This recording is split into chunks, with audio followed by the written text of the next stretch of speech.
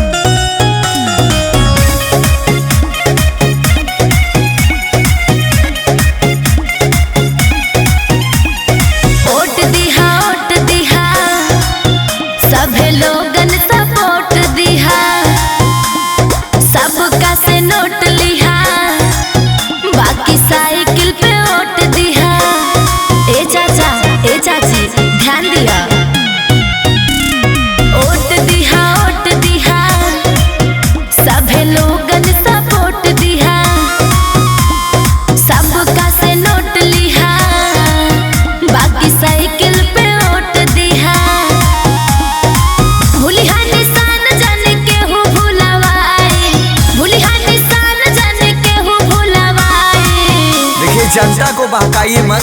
अरे का बहकावत नहीं हो ना बहकावत दारू सुना। अरे हम बहुजन तू बारू सफाई। अच्छा जी। तू बारू सफाई। अरे हम बहुजन तू बारू सफाई। बहुजन तू बारू सफाई। तोहरा ले ज्यादा वोट हमारा पे आई। अच्छा। तोहरा ले ज्यादा वोट हमारा पे आई। हम बहुजन तू बारू सफाई। उत्तम करते चल।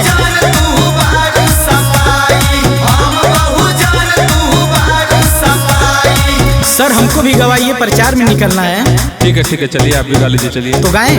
गाइए। 1 2 3 4। दोनों जानी राह जइबा या सही चिल्लाई। दोनों जानी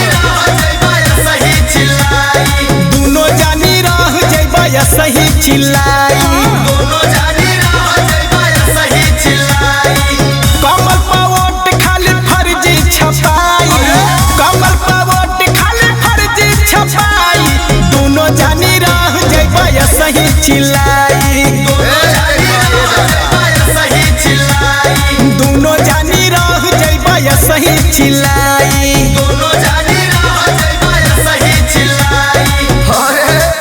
हे देखा कितना प्रशंसा करत हूँ मैं। चोरी ऊपर से सीना जोरी। हाँ तो तबे ना जीते ना।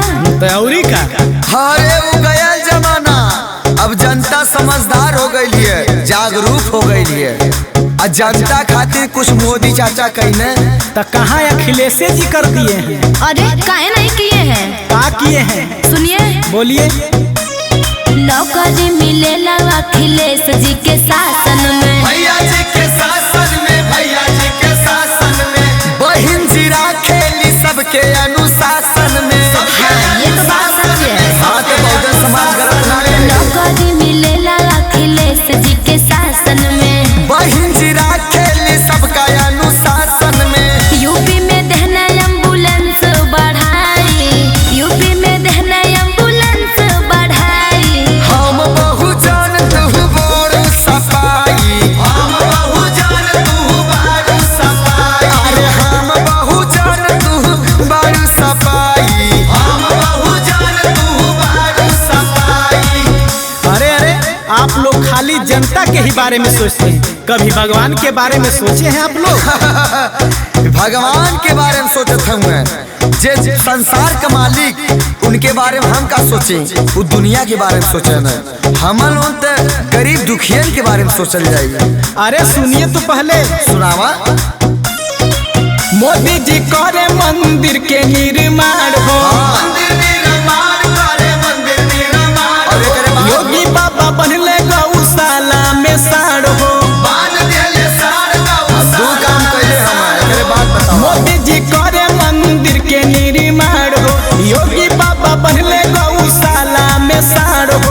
अच्छा ही बतावा, मंदिर से और साढ़े से जनता का भला हो जाए तब मंदिरे बना साढ़े बनाए।